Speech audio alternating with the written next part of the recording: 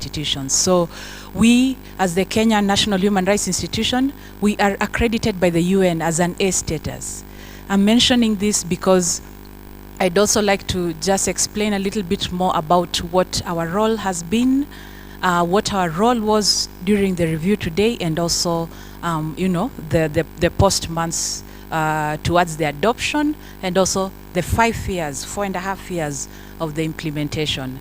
By being accredited as an A status, it means that we have audience in not only the various UN human rights mechanisms, but also at some particular stages of the UPR, is that we play a role in one way or the other.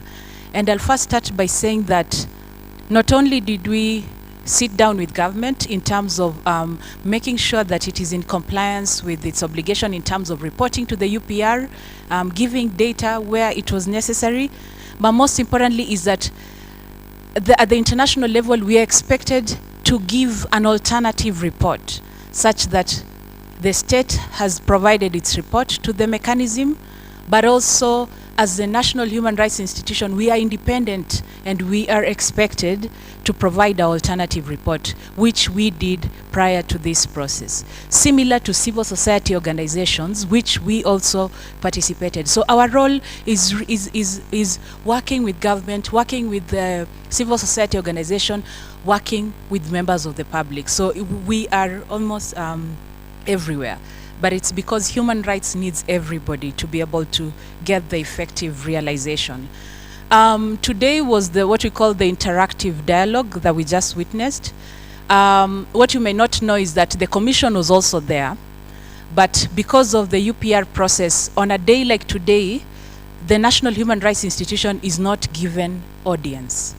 But our vice chairperson and our colleagues were actually there, and there's a very key role that they'll be playing. First of all is that just before, the government, like a day or so before the review, there's an opportunity to lobby government in terms of, what are some of the priority areas in terms of human rights in Kenya.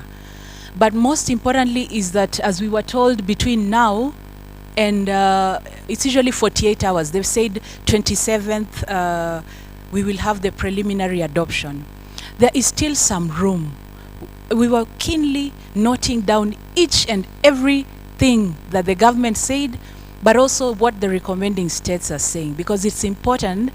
We will have some room to also try to sit with the Kenyan delegation in Geneva before Monday, so that we can be able to lobby for as much acceptance of the recommendations as possible. And I know Gilbert took the session about what the UPR is. From my assessment, or our assessment as human rights practitioners, when you look at the compliance rates of other treaty body mechanisms, for instance, the Convention Against Torture, among others, which have an obligation, you'll find that governments will shy away. Especially, you had a lot of recommendations about ratify this, ratify that. It's because it comes with a legal obligation. But from our assessment of the Universal Periodic Review, is that because of its voluntary nature, it's a peer-to-peer, a lot of diplomacy. But what we have assessed, this is the third cycle. So we participated in the first cycle, we participated in the second cycle, this is the third cycle, is that because of the voluntary nature of it, and the issues about the diplomacy, international relation, you don't want to be seen bad amongst your peers, we have found it very useful for working with government towards implementing the recommendations that they have accepted. So it's very crucial that the Kenyan delegation accepts as many recommendations as possible. And we have a track record. If you look at from the first cycle to the second cycle, the recommendations that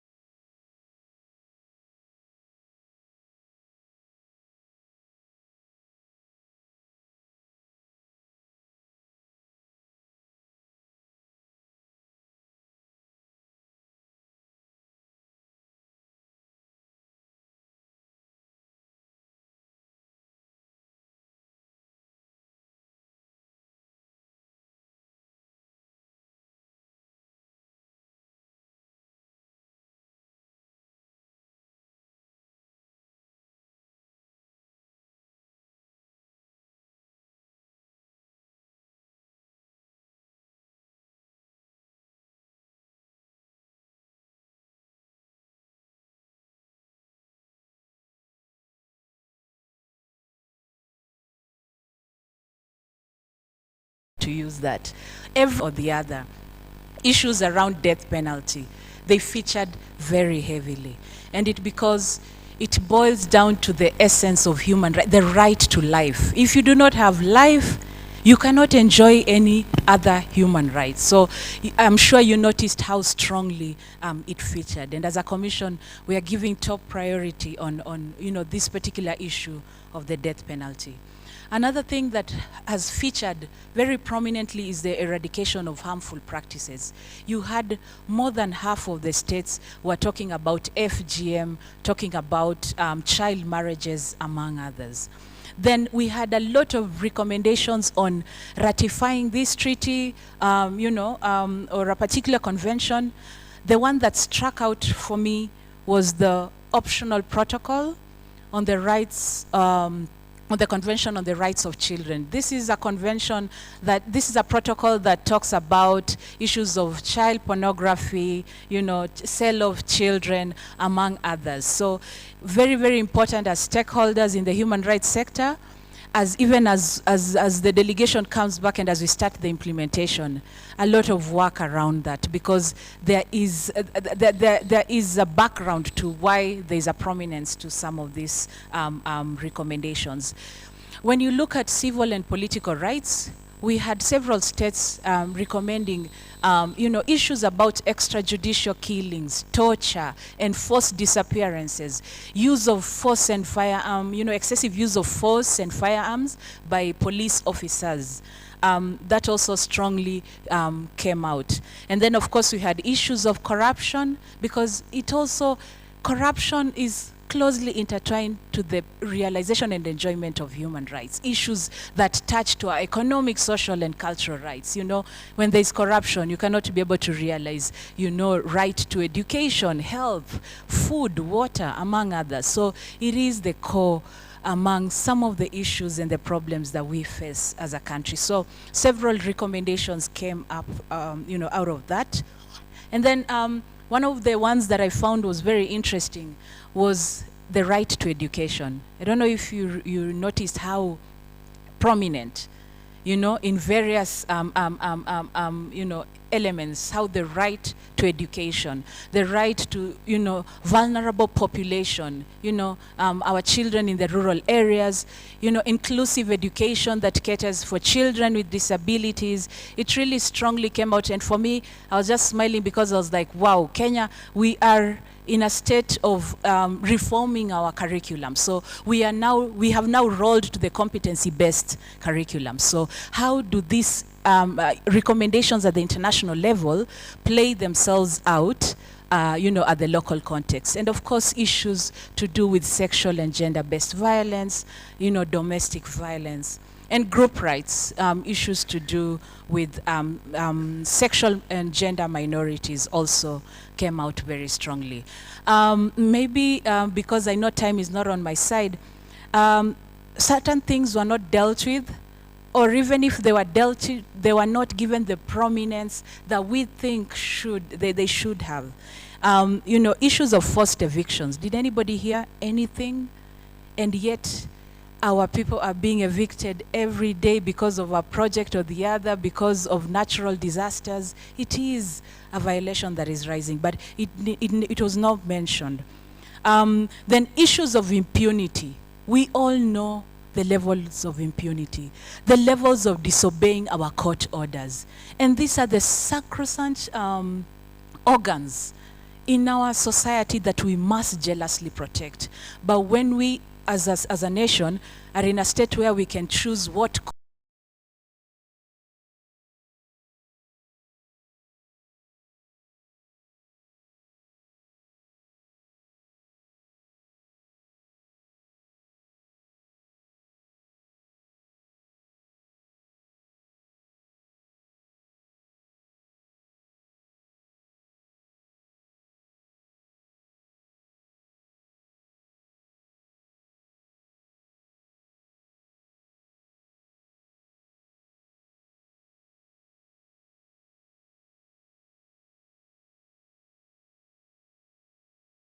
some work to, that is what I can just in a nutshell, but maybe just to mention that in conjunction with the the civil society organization, the coalition that has been working, on this UPR process, is that immediately after this, we shall organize a meeting, Gilbert, to synthesize each and every word that was said. It is very important.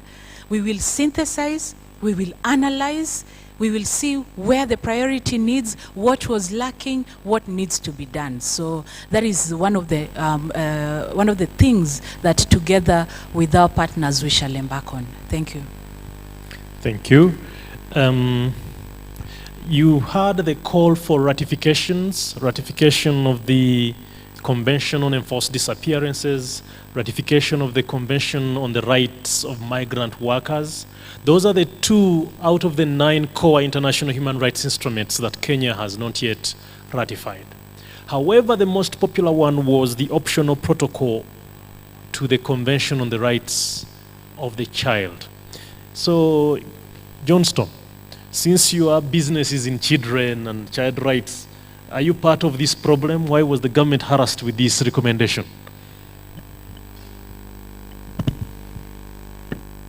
Thank you. First, I would say, for me, this is why we are here. That should be the first step. Representing the faith-based wing of the civil society. Initially in Kenya, when we have been engaging the civil society groups, the faith-based institutions have not been in space. So this year we said we want to pull together, especially the faith-based institutions who are playing a big mandate in education, in health, and other sectors to make sure that they contribute to this process. So looking at Kenya, in fact that was the question that was going through my mind. Why has Kenya not ratified this optional protocol on CRC? It's a concern. And I think this concern is what my colleagues are saying. The biggest challenge we have now from here is, we've heard what they have pledged, what they have said. We are going to look at the recommendations. It will be very futile if at all we stop and relax and say we leave them to implement. Now the job begins, because now we worked so hard to suggest recommendations that would want them to adopt. Some of them would have been adopted, some of them will not. But still now the opportunity is there for us to engage, to begin engaging the government, because when you look at the faith-based institutions, a lot of work is being implemented in the area of education. Most of you people seated here are helping and supporting the government to implement this agenda, and mostly the agenda on education. So when I hear an issue on education, for me it's at heart, and for many of you who are here, and this is the time now where we are saying, how can we engage the government at our own level to tell them, look, this is what everybody around the world is calling you to implement, to ratify. What's the problem? How can I assist as an individual, as an institution where I am working? So for me, Richard, I would say the next step is for people seated here in the room, wherever you are, where you are working, now you have heard about this process. What are the areas and the issues that you feel need to be brought forward in the area of education? There are a number of recommendations we did met. One has really come out very strongly, especially with issues of disability, inclusiveness. Because we looked at our education system. There's a lot of challenges with inclusiveness. The government says we want to have an inclusive education. But look at the infrastructure. Let's ask ourselves, how are the teachers empowered to handle the children of different challenges? So there were a lot of challenges, and the recommendations we drew were geared towards the government making sure that, yes, inclusive education is good, but let's put infrastructure in place. Let's train our teachers so that they handle these children who have different needs appropriately. So ratifying this convention for us is very important, because that's something we need to push for. Right now, human trafficking was among the recommendations that was highlighted very much.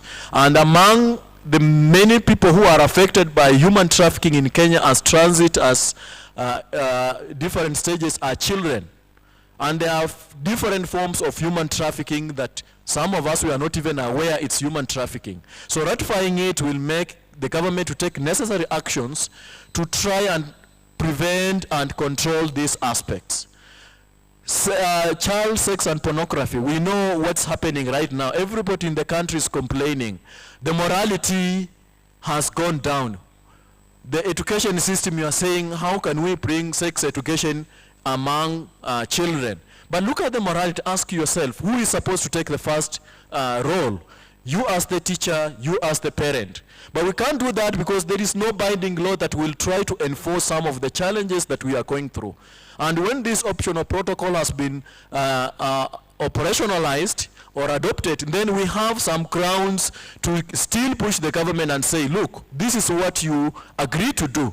Look at these challenges and make sure that you put into perspective necessary frameworks that will help us to work to achieve the results that we intend. Thank you. Johnston, Madam Merab, just tell us why should scholars be interested in this whole thing? I know there are students here, they're wondering why did the teachers force us to come here?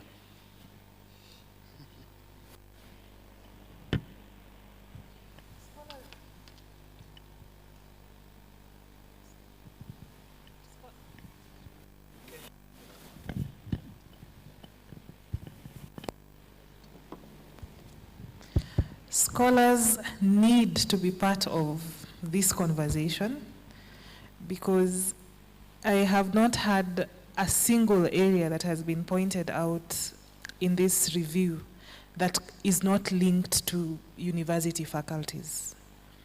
They all have a relationship. Part of what we say we do is we research. So we have the responsibility of generating new knowledge. I know we are having a conversation around FGM and you're asking ourselves, is it really an issue? All these years of the work that Kenya has probably done in the area of FGM. But yes, there is new knowledge in the area of FGM. We now are getting to hear that FGM has moved medical. And then what are the implications of that? Kenya is saying it's the first African country to implement a national action plan on human rights and business. What does that mean for academia teaching this? Probably ethical concerns in business. So there are reasons for us to engage. At Catholic University, we also tie community service with academia. And for us, new areas, what would we do with engaging communities in areas, in issues to do with human rights and human rights violations? Thank you.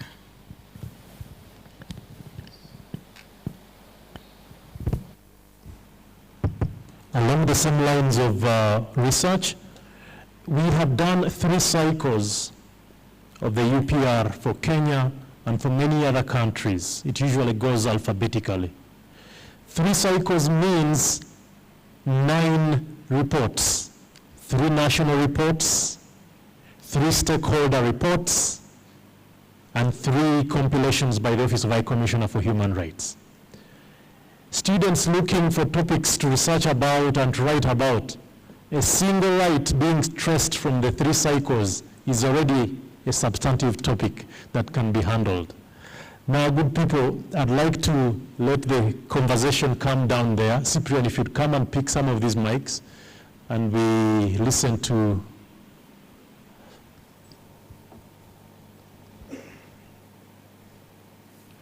just raise comments, questions to the panelists, anything that annoyed you, anything that excited you, and anything you are ambivalent about. We'd be glad to listen.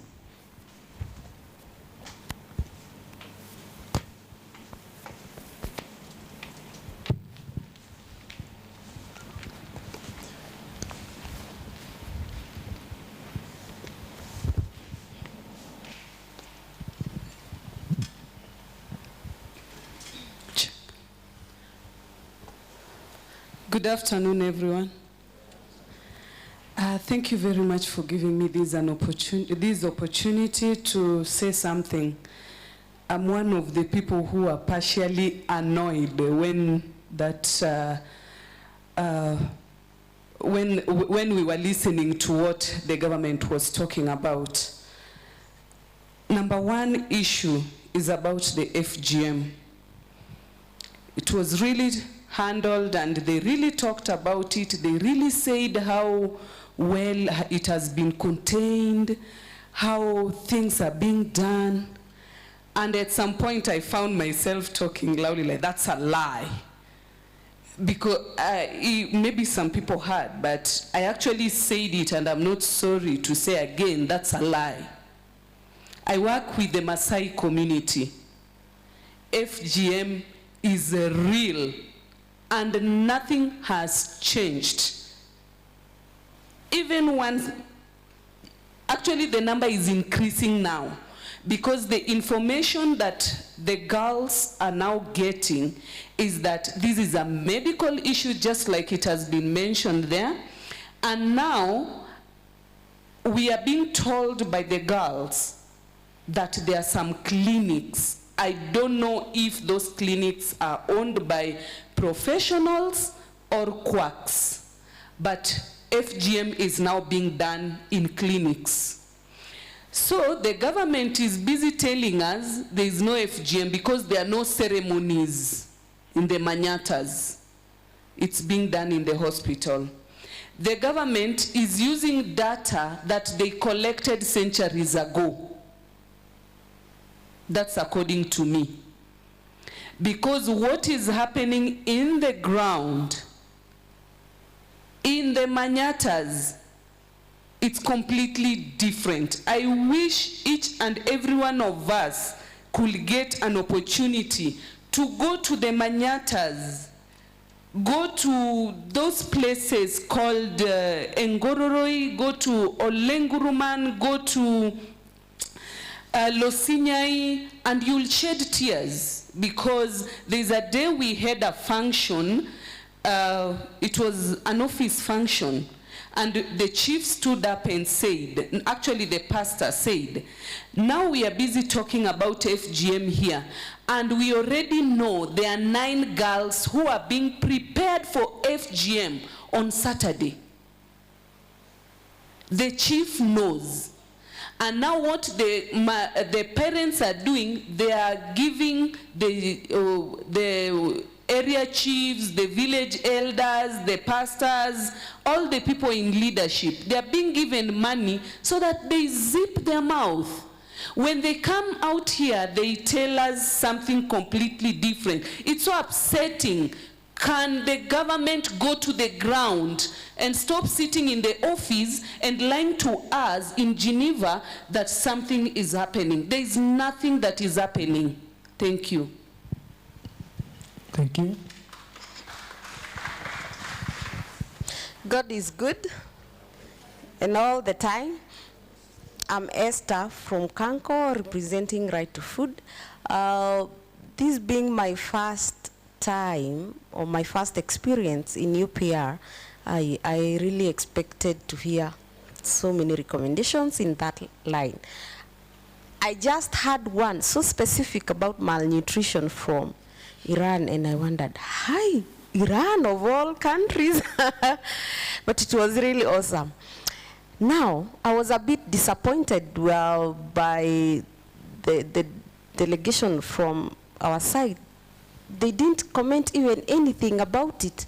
Yet we know food and nutrition security is one of our main problems. It is really costing us a lot. The other day, there was the launch of Cost of Hunger in Africa, Kenya report, that clearly showed that malnutrition is costing us a big percentage of our GDP. For instance, in 2014, 6.9% of our GDP was lost due to malnutrition. And not all indicators of malnutrition, but specifically stunting, which is one of the indicators.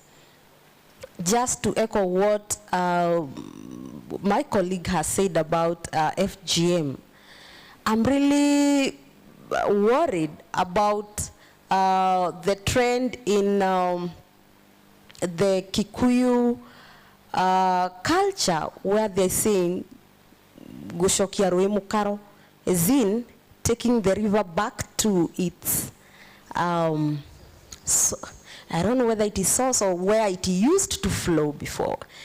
And you know, in the Kikuyu culture, there was FGM. And that is one of the components there.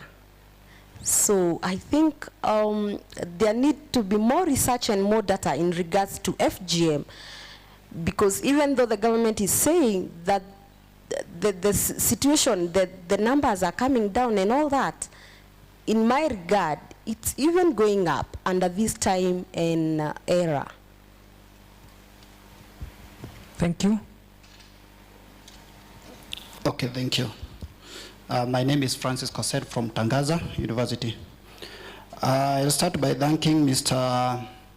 Johnson, who said it's upon us, the citizens, to give information to these diplomats, which forms the basis of the recommendations they give. By saying that, I think it's fair sometimes to give due where it belongs. I'm a Maasai from Narok, and I can testify that the issue of FGM is not as bad as it used to be. Let's talk the truth. Sometimes there is no need of shaming this beautiful country before these Western countries for the sake of money. Sometimes let us be fair and call a spade, not a big spoon. These guys has always been talking of harmful practices, FGM, early marriages.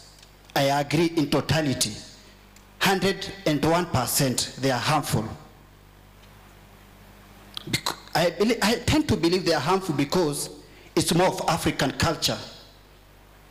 We have lesbianism and gayism. Where are they classified? Are they not harmful? Or according to UN, because this is being brought by the big brothers, they are not harmful. Where are we as Africans? Where are we? Thank you.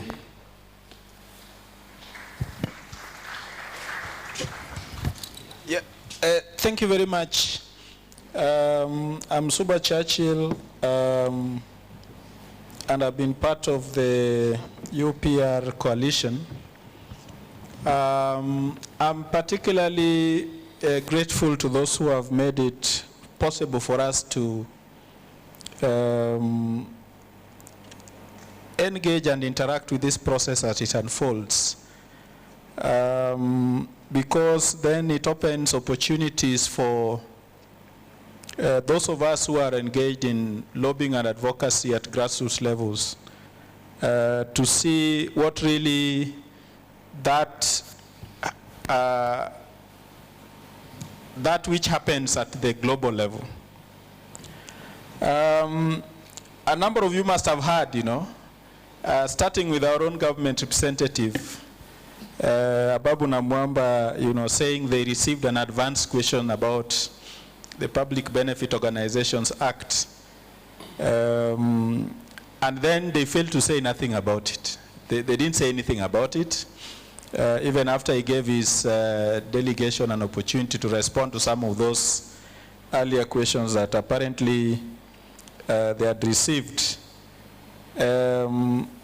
But we are grateful to the Republic of Ireland, the United States, Norway, Greece, and a number of countries that kept on bringing it up until they were forced to fumble. And I could clearly see Owino fumbling about the PBO Act, because at times the people that are sent, and that's what I've learned with this process, the people that government sent to this delegation are not people who interact on a day-to-day basis with the issue. So I was disappointed by the response, but I also got to understand why they were fumbling, because they seem to have Googled something about the PBO Act and mixed it up with the NGO Coordination Act that the PBO Act is supposed to repeal. And I sent a text to Owino because I have his number. I hope he receives it. I hope he's on roaming mode. And I told him that as soon as he lands at Jomo Kenyatta, I'll be on his case, because he needs, as a government, as a spokesperson of the police, to be more conversant with issues that affect society. So I think that, you know, when we used to raise this thing during the UPR coalition, you know, you're never quite sure that it will be picked up and up to that level. And I think for me, despite the fact that the response that was given was not encouraging, the fact that it was raised, you know, the fact that that issue you work on in Narok has been raised at the level of Geneva is an achievement that you need to go and throw a party about, because then the message has reached the highest level where government interacts with other governments across the world.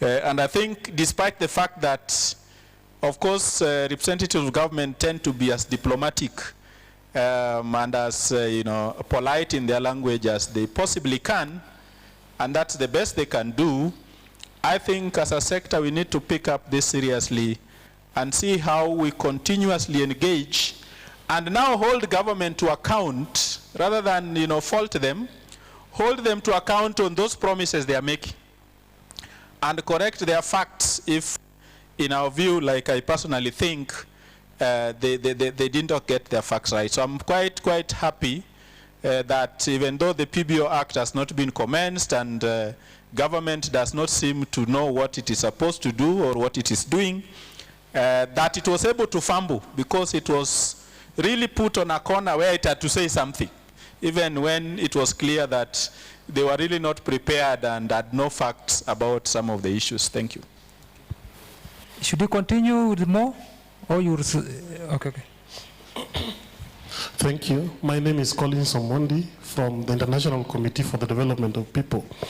I'll just make briefly my quick take on the whole presentation that was in Geneva on a number of few issues and in my own perception, what are documented from the entire process. One, I'm not surprised about the doublespeak in terms of what some other countries are saying about our countries. I think there is a country like Saudi Arabia, if I'm not wrong, talking about an element of human rights in Kenya. And if you look at a country like Saudi Arabia, women are not even allowed to drive cars in Riyadh, which is the capital city, and indeed in the entire country. But then that is not the point. The point is, as a country, we must move forward and embrace the best practices when it comes to human rights. So the doublespeak was there. Of course, I'm not surprised about the government delegation from Kenya, how guarded they were, how well they had quoted their presentation to rather be appealing to the international community. If you look at the body language of Ababu Namwamba, I'm sure deep inside him, he knew some of the things he was saying were not the reality on the ground. We have a number of issues to grapple with as a country in as far as human rights is concerned in our country. I'll just take a quick take on, there was an issue that was coming up prevalently on radicalization and terror.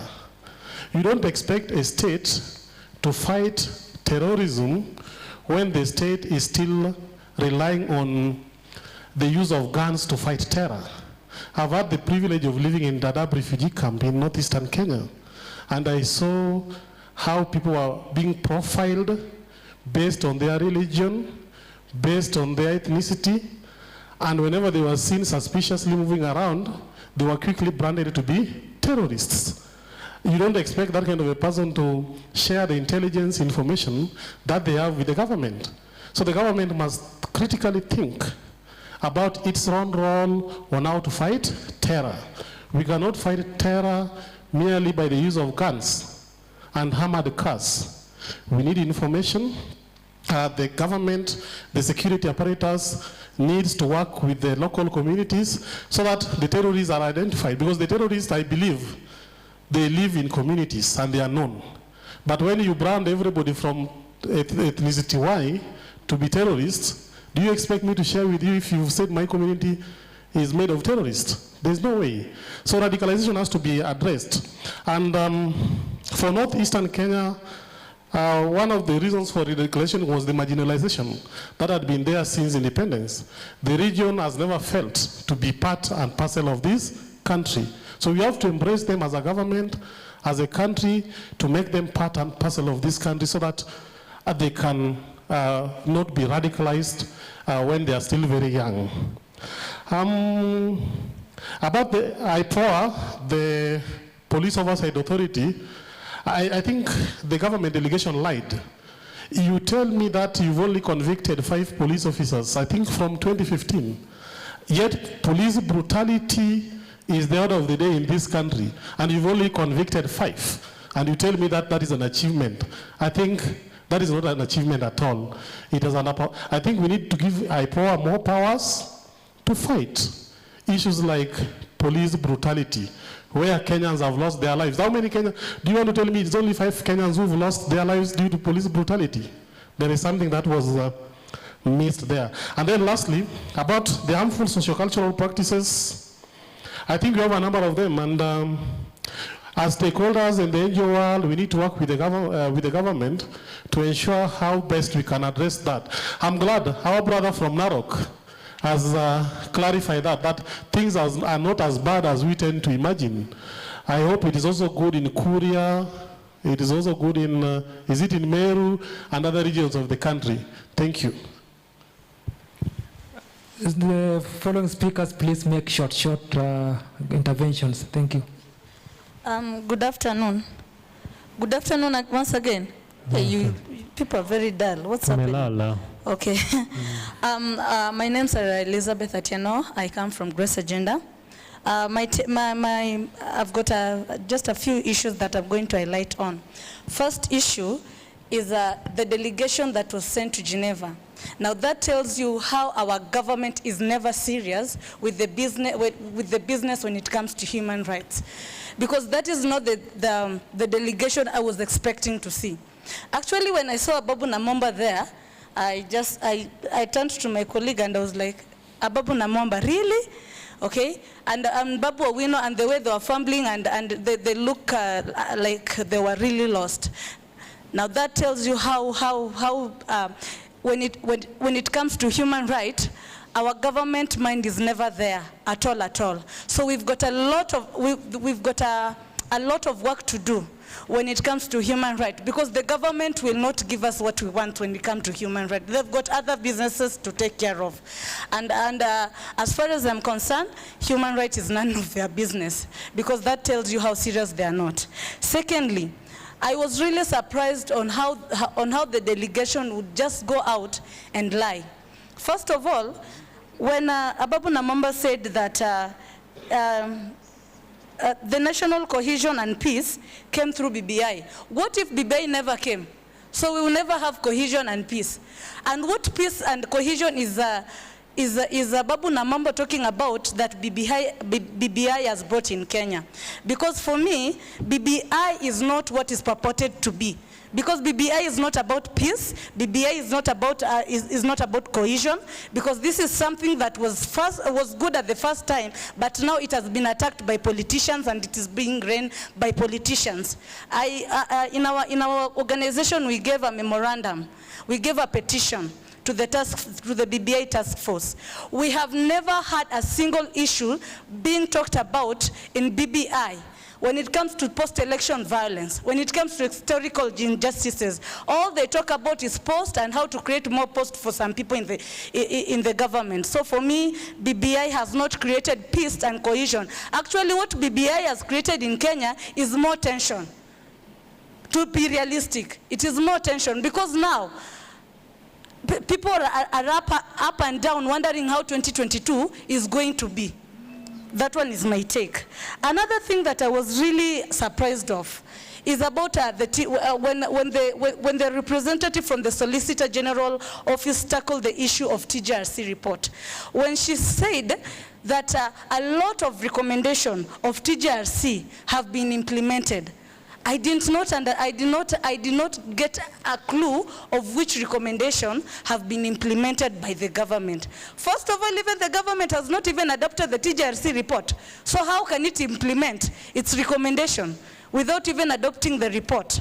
And when she was talking about 60 billion US dollars, I don't know if she knew what she was saying. Sielewi kama alikuwa anajua ni nini anasema. When she was talking about, unless I missed that point, when she talked about 60 billion US dollars that was set aside by the government to compensate, to reparate the lives of survivors from the historical injustices that have been set aside. And then there was a period of 3 years. I understand, yes, there was a period of 3 years that the money was to be rolled.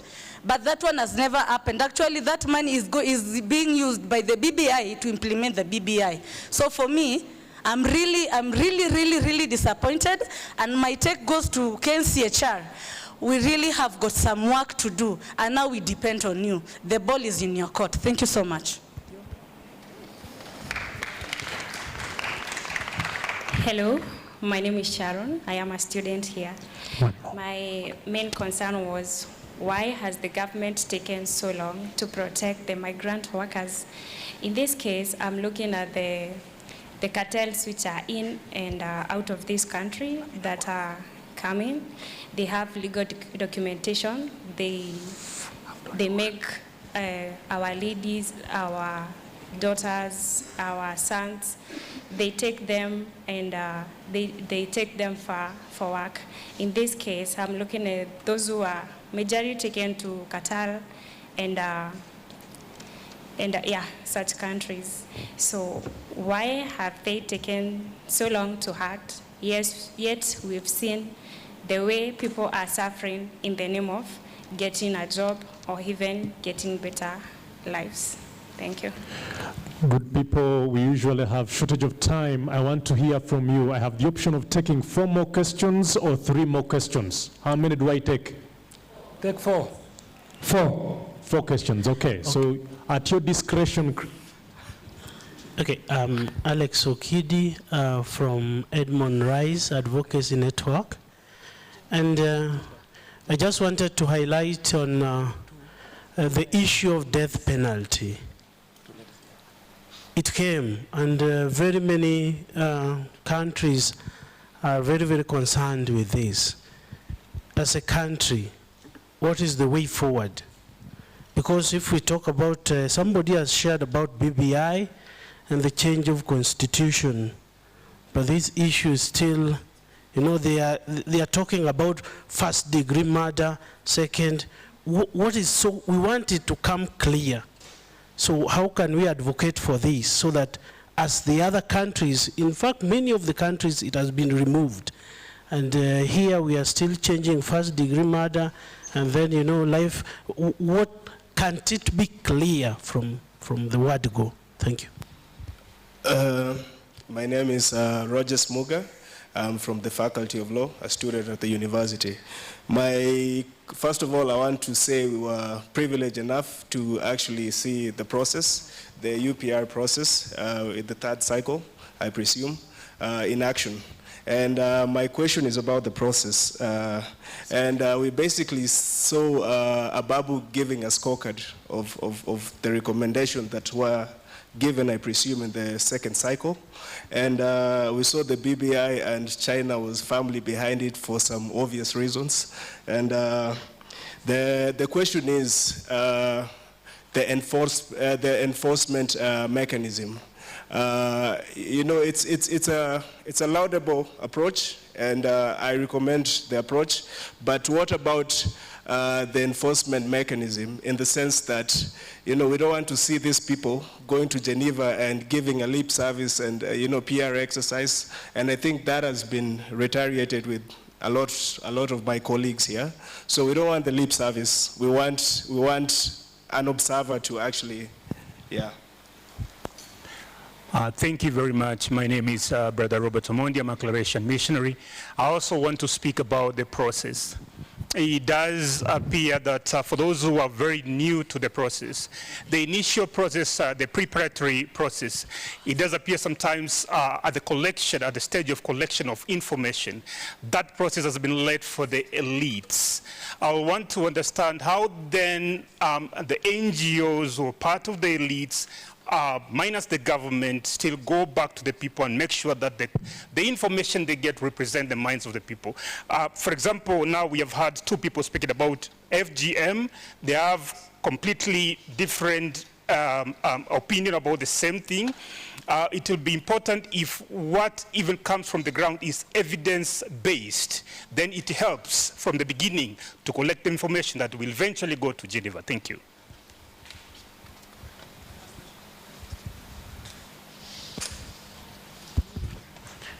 Good afternoon. I have very brief questions. One will go to Mr. Gilbert. First, let me introduce myself. I'm Emmanuel. On behalf of Kadana, we were stakeholders of Kenya UPR process being facilitated by LWF. So my first question is, I observed some countries were not present, for example, Israel and Syria. So are they given chance to give a written recommendation to the state, for example, to Kenya, or not? Second question is about recommending the state. Like some countries, they raise the questions or a concern that this country A should work on A, B, C, D. So being in that, as Kenya Human Rights Commission, are you going to pursue the ideas together with the embassies present in this country? Thank you. My name is Frida Gatweri, and mine is on the LGBT issue. Just the other day, the Court of Appeal allowed the LGBT group to form an umbrella organization, and that is on one hand. On the other hand, it is it's criminal. So my question is, my point is, in as much as this is a conservative nation, this is a conversation that we should have. So I'm asking the panelists to help us have this conversation. Thank you. Good evening. My name is Saida Buka. I'm representing all refugees in Kenya. I'm the chairman of an organization called Kadana UPR Refugee Association. I'm wondering that the session didn't touch about the 2019 refugee bill, which has clauses which is not friendly. Instead, it can criminalize an innocent refugee. Going back, I want to appreciate the panelists, the Catholic University, the Kenyan government for hosting the refugees long, and also giving the opportunity that refugee can organize themselves and come up with an organization trained by Kenya National Human Rights, LWF, Kituo Sharia, RCK, UNHCR, and others. It's a win-win situation. We appreciate also the beautiful people of Kenya by also hosting us and giving us this chance. We are talking about human rights, and human rights is justice. So in that regard, thank you. Thank you. I think we need to come back this side. The last person. Who has the microphone now? The last person should be here. So okay. I want to talk about the death penalty. My name is Christopher Wambua, a student at Tangaza University, and working in the Kenya Prison Service based at Kamiti Maximum Prison. Most of us, we are on war on what was happening and what was being reported. But I want to thank our government on the efforts which are being done towards this issue of death penalty. Being there for the last 10 years at Community Maximum Prison, I've seen a change. The inmates who were sentenced to death penalty, something is happening, and they are being resentenced. There is a change. People, after the review of the sentence, they have been released. Those who have been seen to have changed, and the life sentence, the death sentence inmates are waiting for the review. They are serving a life sentence, of which in due time they are being released. So as we still continue to fight and make our government do something, I think there is an effort which the government is doing and our judiciary. Thank you. Thank you very much. I'd like to return to the panel now, and we will start with Johnston. However, I have something I'd like to frame for Anne-Marie. One of the issues that was raised by the Faith-Based Coalition was relating to the right to life. And the reasoning was, because our Constitution says every person has a right to life, and the life of a person begins at conception. Essentially, our Constitution granted personality to the unborn. And in the process, I only listened, I think it is Solomon Island, which made a recommendation that to protect the right to life from conception to natural death. My question is it possible for the Kenya National Commission on Human Rights to add the protection of the preborn person on its agenda? And this might include even registration of deaths of preborn persons, in the sense that when someone is reporting to Kenyatta National Hospital for having gone through an abortion, whether safe or unsafe, that should be notifiable in the sense that there is a person who died in that process. We are healing and treating this one, the mother, but a person died in the process. So that's the question I wanted to raise, but we'll start with Johnston. Just comment on what has come from the floor.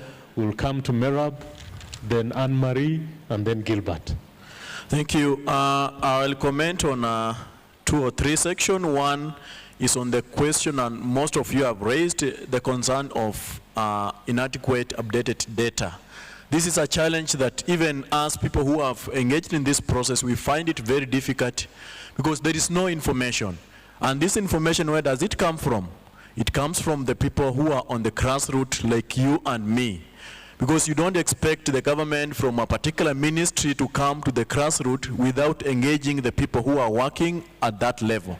So this is why we said from the beginning, if we look at our state as Kenya and the level of engagement we have and the civil society movements, I would say we are far. We are far ahead compared to other nations, even our neighboring Kenya, Tanzania. So we need to appreciate that, but we need now to take a next step ahead and see how can we now join our efforts to make sure that we have valid data that we can use to inform what the government is not giving us as facts. Because this whole process is all about having the right facts. So that has been the gap that we have as stakeholders who are working in the field of trying to capture the recommendations and suggest to the government what needs to be done. The second area is on the harmful practices, and somebody asked a question on the issues of lesbianism or gayism, whether this is not harmful. And this is a debate, and that's why I mentioned at the beginning, I sit here representing the faith-based. There are people initially, when we have been talking about the discussion on civil society engagement, it was taken like it's all liberal and there's no voice of the church from different perspectives. Yet, we are seated there, we are complaining, and we are silently lamenting.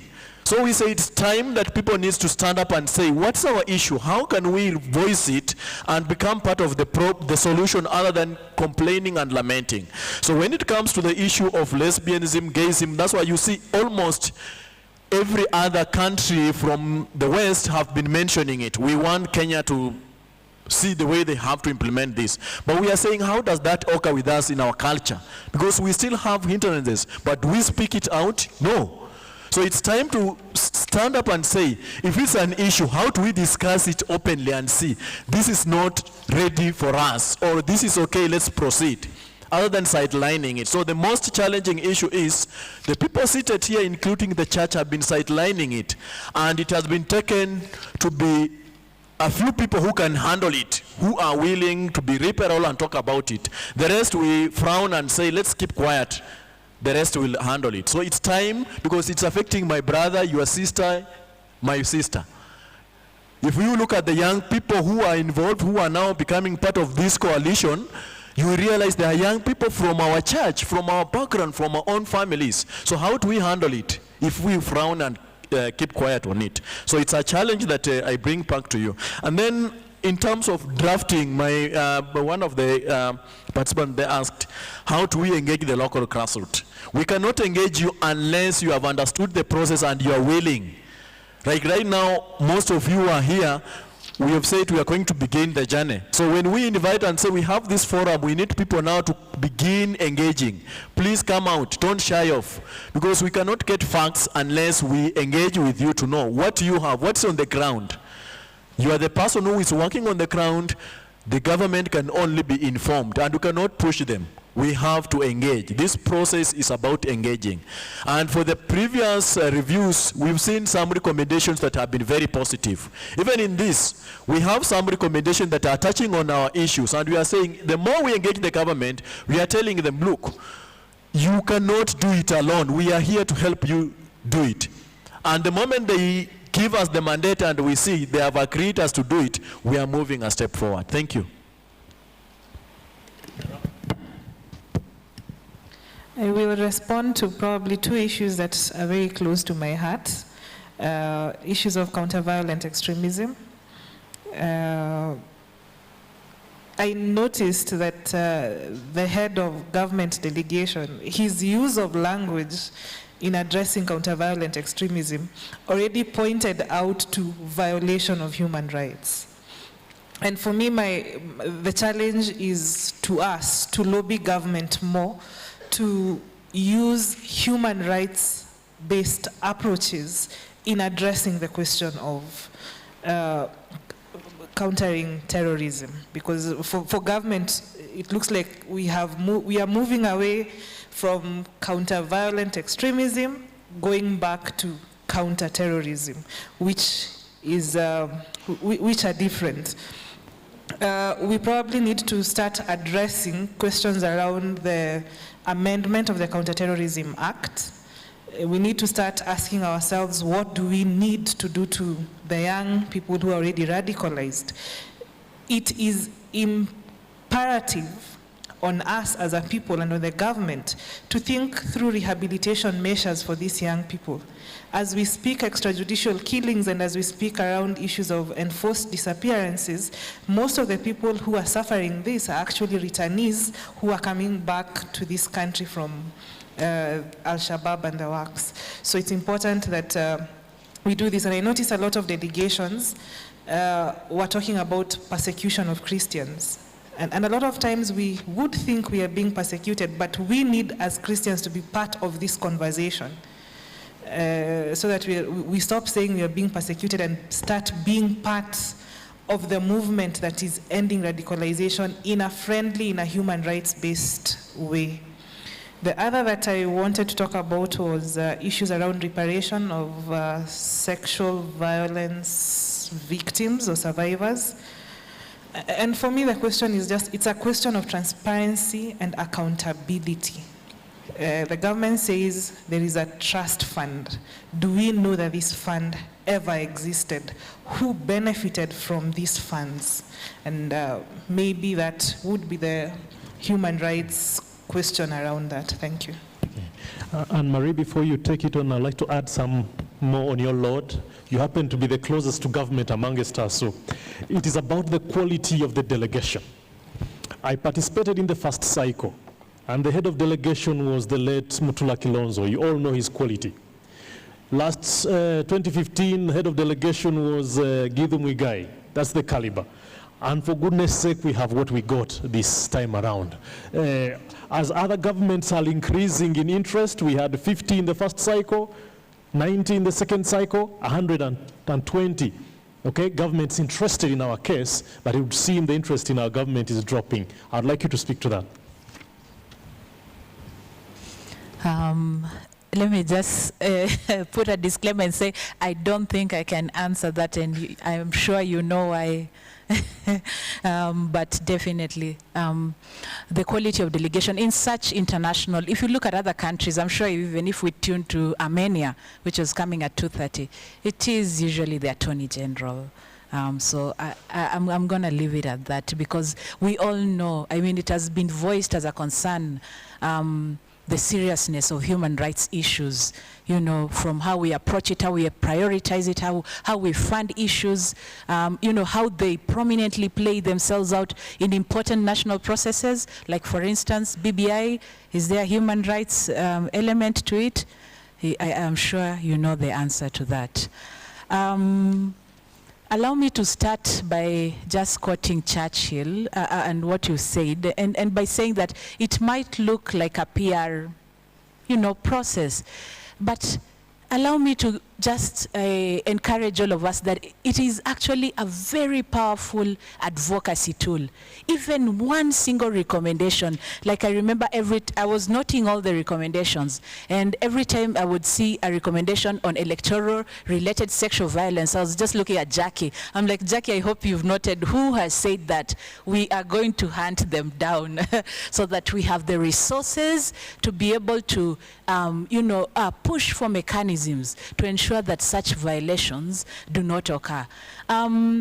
Just maybe another example, for instance, you heard a lot about how the government was being praised for the National Action Plan on Business and Human Rights. It was just one recommendation in the last cycle from the Norwegians. We immediately moved to the Norwegians and we told them, look here, issues of business and human rights, this is where you get violations. Our girls are raped, issues of revenue between the locals and foreign nationals, issues of environment, and funds were actually put aside. And now we have a national action plan on business and human rights. Issues of the death penalty. I'm happy we have researchers here. Look at our history as a country, even from the first cycle. There was a time even death penalty was a no-go zone. But right now, we have made significant strides. I actually sat on the task force on the death penalty. And even as the government was, you know, giving its, you know, commitments, I was just texting to some of the members and I'm like, good, this is a good advocacy tool because we are committing, we have taken steps. Actually, let me mention the death penalty because one of the things that we did after the second UPR process is the implementation matrix where the government commits timelines. So for instance, the death penalty, there was a timeline, I think it was 2019 or 18, we should have abolished the death penalty. And we really put the AG to task. We committed at the international level. So allow me just to say that one recommendation, only one, can make a difference. And it can form a whole game changer for our country. There is so much. As a national human rights institution, everything touches on our mandate. And allow me to just say that human rights, it's not like a buffet where you pick this you don't like. Unfortunately, no. Human rights are equal. Every right is equal.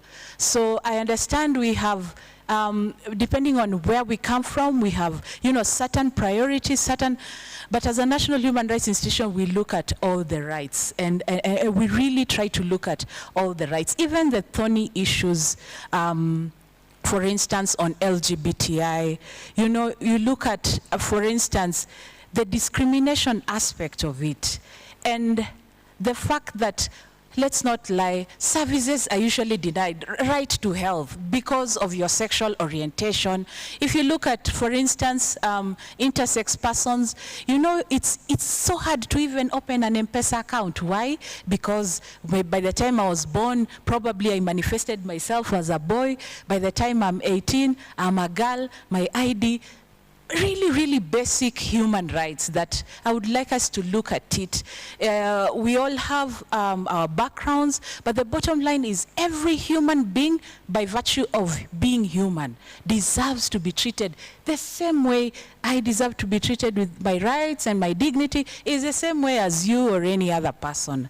So allow me just to mention it out there that it might not, probably it might not be you, but if you're put in those shoes, there's so many violations that I would not understand, and you deserve to be equally treated. There were issues on, I could not agree more on the PBO Act, and the fumbling tied with the last year's amendment, that all, I don't know, funds and, the power to the Ministry of Interior, it's worrying. And I think I mentioned that. And it's something we need to take very seriously, closely tied with the countering violent extremism. You've heard it, how there'll be a lot of emphasis on fighting terror. But know that with a lot of emphasis also comes a myriad of human rights violation. The collective punishment that you are talking about, in terms of a particular community being targeted. In terms of the transitional justice, I don't even know what to say about that, but probably what we can do together, with stakeholders, is that there is a commitment now at the national level, at the highest level, that the regulations are actually, being looked at, So that is something that we will use as a tool to be able to get some, some healing that the country really needs. The things we don't like talking about, issues of transitional justice, historical injustices, elections, sexual violence during elections. Those are things that even if you looked at the Kenyan report, their speech, those are things that we don't talk about. But we cannot achieve cohesion until first we acknowledge what happened, and then we give the necessary remedy, reparations to the survivors and the victims. So a lot of work there, and elections every year is a cycle, but we are not talking about the violations when we are shaking hands and coming up with various mechanisms on our political structures. Somebody mentioned about the enforcement mechanism.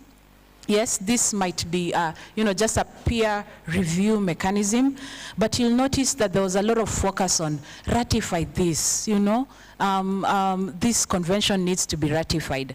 It's because with that convention, then we have a legal backing to be able to undertake, various judicial processes. And it all starts with having an enabling legal environment. But then having said that, it's not enough to just sign a convention, but then we follow up to ensure that first there are resources to make sure that there's implementation of these laws, so that we can have the realization. So we start by having the laws, but then now having the laws is not good enough. Just having it on paper will not lead to the realization. So a lot of focus, and I think as a country, that's where we are. If you look at our human rights framework, it's actually very good. Our Bill of Rights is one of the best, but in terms of implementation, that's where a lot of focus needs to be undertaken. I think there's so much, but maybe just first to thank the organizers for this convening. It first starts with this convening and seeing how my work, for instance, in Narok, is boiling down to at the highest apex of the human rights mechanism, and how it will boil down. One of the things that we should do together is that first we analyze all the recommendations, and it's very important to get as many of those recommendations accepted, because once they accept, it may not be legally binding, but it's a very powerful tool, and government likes, you don't want to be the state that is not complying with human rights among your peers. And then, we should come up with a strategy, a post-review strategy. So come up with an implementation matrix, disseminate this information. Not everybody of us was able to stream in. Not everybody understands. So, just really dissect this information to the lowest level so that my grandmother in the village understands, how her condition or the violations there, apply themselves up to the highest apex. So I look forward to working with each and every one of you. And as a commission, we give our firm commitment, to this, to the post-implementation of this UPR process. It's going to take 4.5 years of Kenya, implementing to the recommendations that it has accepted. In between, it will report back on the midterm, how far it is. And we shall work together to ensure that we have as many recommendations implemented as possible. Thank you, Anne-Marie. Control room, could you please change the feed to this laptop? Right. And Gilbert, before you start, please consider responding to one of my students. They said they came here to listen to things relating to the right to work and labor laws, and it's like they didn't hear anything. Anyway, I had a few things, but they were not keen probably. Tell us where the trade unionists involved in this process. Okay.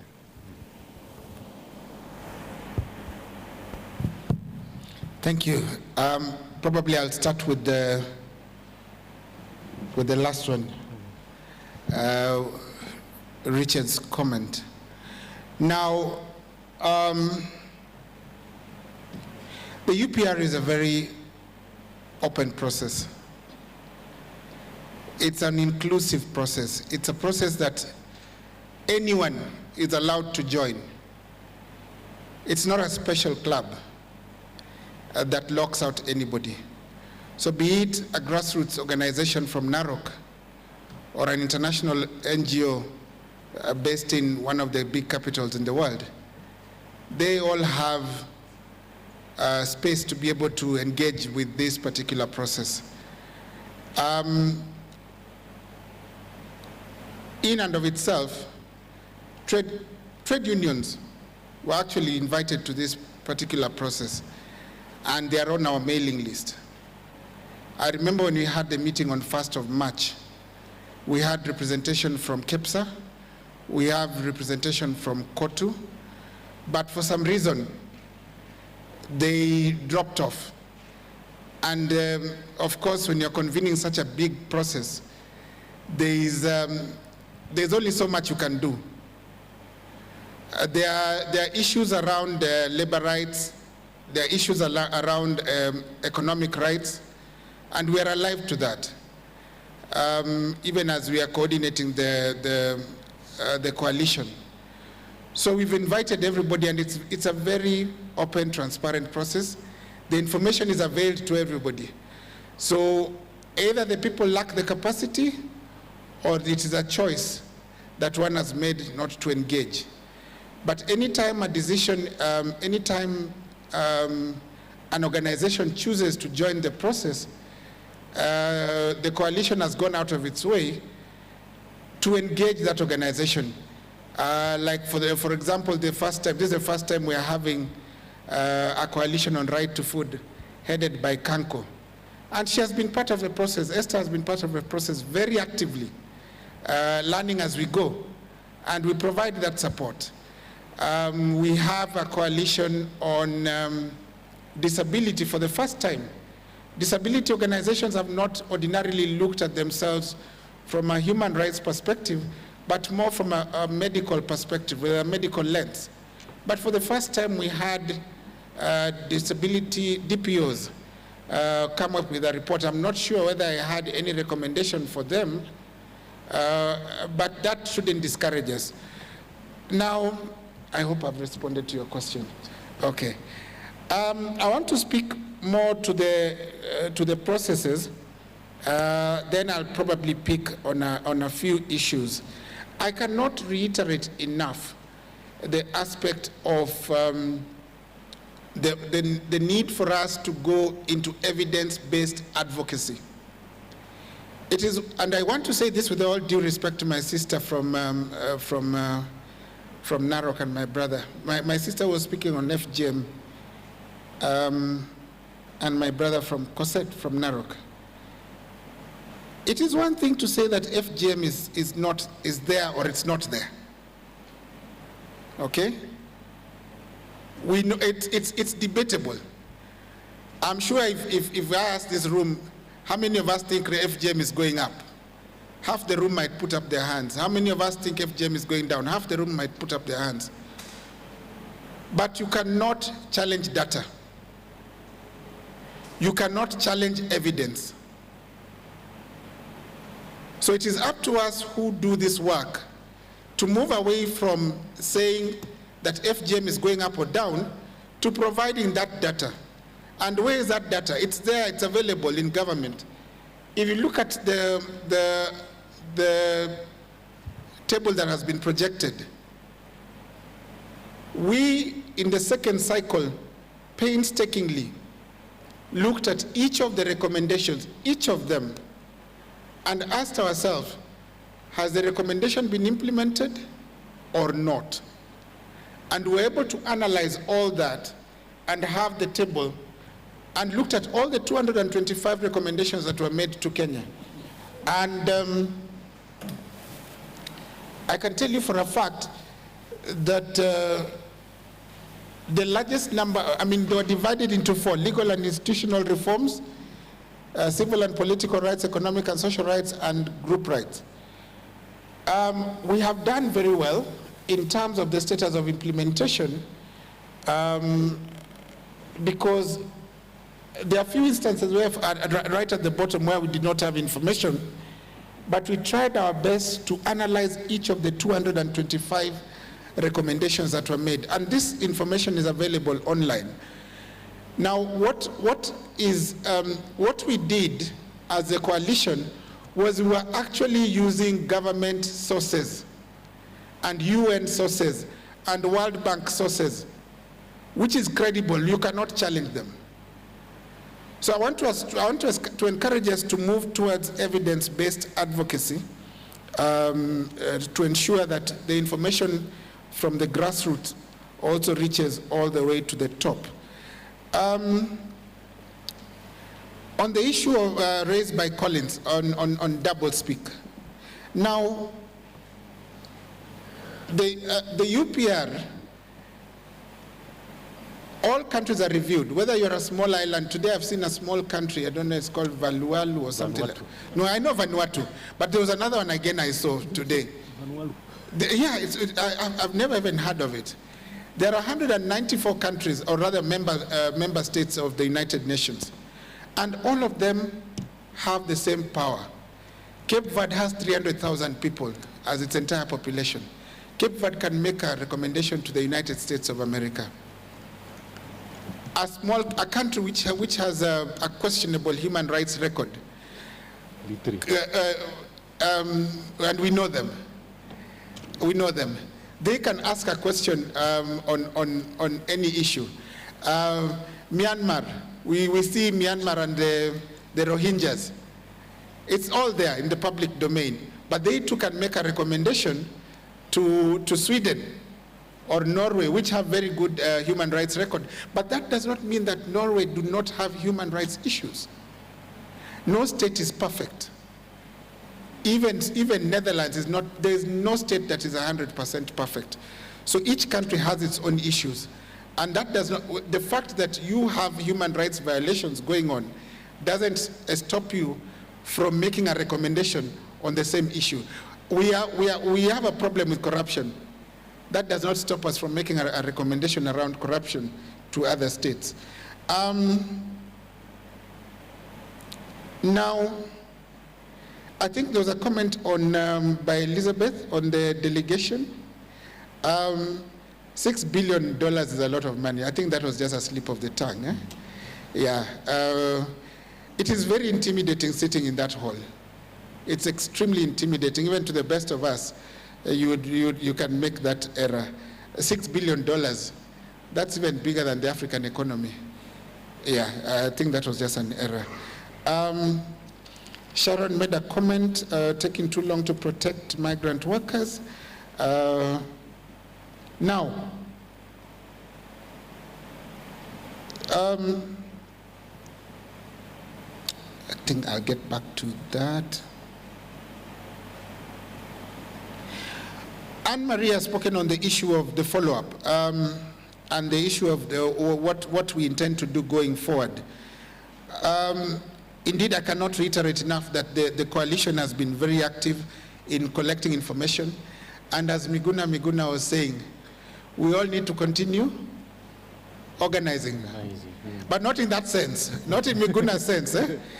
But we need to organize ourselves. It's not a private club.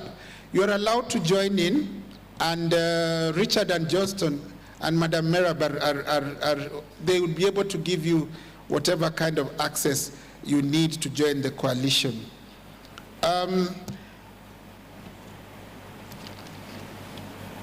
Okay. With regard to refugees, again, this is also a group that has been very unique. And one of the things you also need to notice about the process is that organizations, or rather states, make recommendations on issues that affect them. If you listen very carefully, the states that made recommendations around refugees are the ones that are mainly on the refugee route, and the ones that are affected most by forced migration. Is it forced migration or the refugee problem? Turkey made a recommendation on that. And this is something that affects them, and they're the ones who know what pinches, what hurts the most. Finally, or rather before I conclude, I too was very disappointed by the quality of our delegation. When I asked earlier this week or late last week who was going, and I was told that the Attorney General wasn't traveling, Anne-Marie was being very polite in not saying, but I think our Attorney General here, we all know. I think, I don't know that to say this, but we have had better representation at the Human Rights Council. Honorable Gideon Muigai did a very good job the last time around, and he was on top of things. I remember he actually called civil society to meet him before he went to Geneva, and he was very well informed about the issues. And as head of delegation, he was really consulting, and he knew what he was talking about. Same to Honorable Mtula Kilonzo, very much on top of things. I think the challenge we have is, it goes to show the level of importance that the current government has given to human rights issues. There's a lot more that can be done. And it is up to us to start pushing for a lot more to be done. From the reduction in the funding for the National Commission and other human rights institutions to the absence of the Attorney General, it is a testament of the situation that we have. Fine, we are much better than our neighbors, Uganda, where you're, with all due respect, where you're caned for walking to work, or Tanzania, where you can't even sit in a room and talk about the president, or Eritrea. We are much better off, but that doesn't mean that we should lower our guard. We need to continue protecting and jealously guard the hard-earned freedom. So, and I think the challenge that is there is that if the Attorney General wasn't traveling, then the next best person would have been the Minister of Foreign Affairs. Also Solicitor General. And in this case, the Minister of Foreign Affairs is very new, Honorable Rachel Omamo. So you ask yourself, between a new minister and a cabinet, a CAS who was appointed in January 2018, which one is better? Yes. So I think we're caught in a very difficult situation for us to be able to end with Ababu, who is a CAS in the Ministry of Foreign Affairs, and he has been there for 2 years this month. Having said that, we need to express our displeasure on the absence or the failure by the Attorney General to attend such an important meeting. And if we get the opportunity, we need to inform them as much. I for sure will do that. What about you? I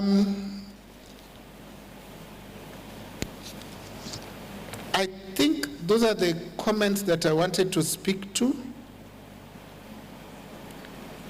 Yeah, those are the comments I wanted to. Oh yes, finally, Alex from Iran, on the issue of death penalty. If you speak to the officers from the Department of Justice, they tell you that it is actually the citizens who are refusing for the government to abolish the death penalty. This is a recommendation that has been made over and over and over again from the Convention Against Torture, by the Committee Against Torture, by the African Commission on Human and People's Rights. They've all made this recommendation. And in the UPR, this is the third time it's coming. Now, during the last cycle, the recommendation was made again to the government of Kenya. And that is why the president, because the review was in December 2015, in January 2015.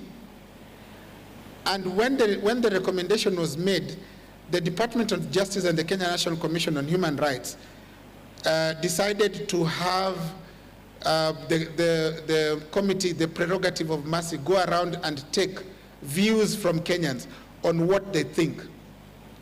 And the report that came out was that it is the Kenyans themselves who want the death penalty in law. So and with that it became difficult for the committee for the Department of Justice or the Office of the Attorney General to remove that. And that's the current dilemma that they have. I'm not holding brief for them, but that is the current dilemma that is there. They are ready to have it, but the citizens themselves are the ones who are not willing to have the death penalty abolished. Thank you. Now clap for my panelists, please. So thank you very much, Johnston, Anne-Marie, Merab, and Gilbert. And from this end, I'd like to invite Father Mbaro to give his closing remarks as the host and bless us before we scatter.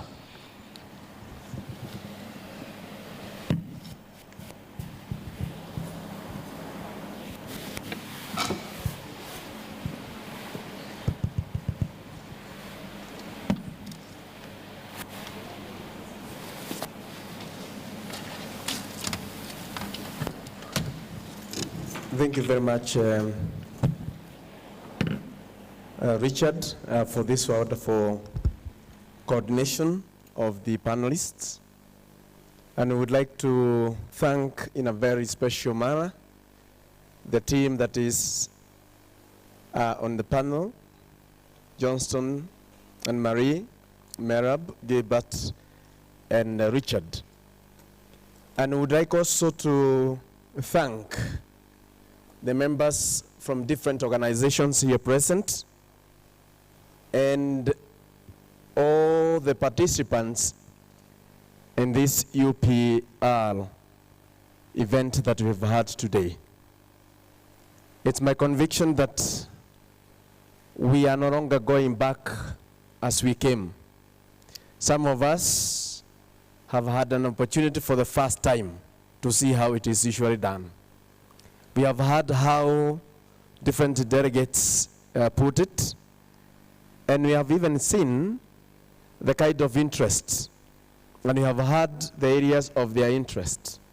And as a country, and not only Kenya, but also other countries that are represented here by the students and the staff population, will be able to say this is what even our own countries require in order to have a good record on human rights.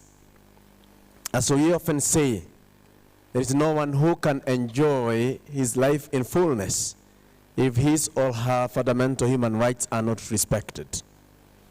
And I believe that all of us, as we go back to where we work from, and as we continue on with our studies as students, especially from the Center for Social Justice and Ethics and the Faculty of Law, we will go out there to become champions in defending human rights, our own rights, and rights of our brothers and sisters. I would like to conclude by noting this, that every human right has a corresponding responsibility or duty. All we need to do is to strike a balance. Because most of the times why we are having chaotic situation in our countries is when people usually claim rights and forget that they equally have responsibilities to fulfill. Every time I meet my students in class, I tell them that my rights are their responsibilities and their rights are my responsibilities. If we are able to come to that, we will make even our countries more conducive for human growth and integral human development. We'll be able even to make our societies cohesive. And where there is peace, there is development. And where there is development, there is peace. Brothers and sisters, with those few remarks, I would like us just to turn to our friends. You turn to your friend who is next to you. And on my behalf, and on behalf of the Catholic University, tell that person, thank you very much for coming. Yeah, there are some who are seated alone, therefore, I don't know to whom they have turned, isn't it? But they can wave and say, thank you very much for coming, isn't it? We would like, in a special way, to thank all the partners who made this day what it has been. All the partners. I don't want to go in the list and start enumerating one by one, but let us put it in these few words that all the partners, you have done it, and we are grateful. We are hoping that once we have it again in the next 5 years, God willing, we will gather here. We are ready to host you again, isn't it? How many are ready to come to this great auditorium? Oh, you can see by show of hands. So thank you very much, the organizers and you partners, for your contribution and your moral and financial support. With those few remarks, then we say, may the Lord bless you. And as we go back home, let us go on singing that Kenya, we are not that badly off. Are we together? Yes, we are not that badly off. May we start and then say a prayer and we go home. In the name of the Father, and of the Son, and of the Holy Spirit. Amen. Almighty God and Father, we are here gathered once again this evening to thank you. To thank you for making this day successful, because we planned it, but you have made it possible.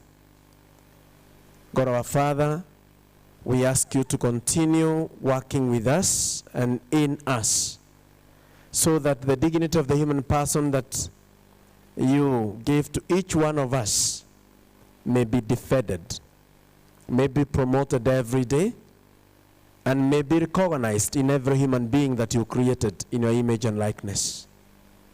We ask you, as we go back to where we stay and where we work from, that we may become champions of defending that dignity that we endowed intrinsically in each and every one of us. We thank you for all the partners, those who have contributed in one way or another to the success of this day. And we also thank you for the participants, those who came from different organizations and academia, that God our Father, we may go back to become witnesses of your love, of your justice and peace. We make this prayer through Christ our Lord. Amen. And may the Lord bless us and protect us, the Father, the Son, and the Holy Spirit. Amen.